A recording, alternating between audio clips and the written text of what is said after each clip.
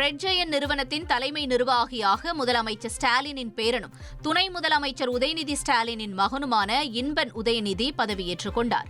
தனுஷ் இயக்கி நடிக்கும் இட்லி கடை படத்தை ரெட் ஜெயண்ட் நிறுவனம் தமிழ்நாடு முழுவதும் வெளியிட உள்ளது.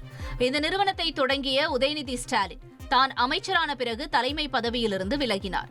தற்போது சுமார் 20 வயதேயான அவரது மகன் இன்பன் உதயநிதி ரெட் ஜெயண்ட் நிறுவனத்தின் தலைமை பொறுப்பை ஏற்றுள்ளார். அவரது முதல் படமாக தனுஷின் இட்லி கடை படத்தின் தமிழ்நாடு வெளியீட்டு உரிமத்தை ரெட் ஜெயண்ட் நிறுவனம் பெற்றுள்ளது. வருகிற அக்டோபர் 1ஆம் தேதி படம் தமிழ்நாடு முழுவதும் வெளியாக உள்ளதாக இன்பன் உதயநிதியின் ரெட் ஜெயண்ட் நிறுவனம் அறிவித்துள்ளது. புதிய பொறுப்பை ஏற்றுள்ள இன்பன் உதயநிதிக்கு தனுஷ் வாழ்த்து தெரிவித்துள்ளார். இனி செல்லும் இடமெல்லாம் செய்தி. தந்தி டிவியின் வாட்ஸ்அப் சேனலை ஃபாலோ பண்ணினா செல்ல இருக்கும் இடமெல்லாம் செய்தி. இதோ QR கோட் இப்பவே ஸ்கேன் பண்ணுங்க, ஃபாலோ பண்ணுங்க.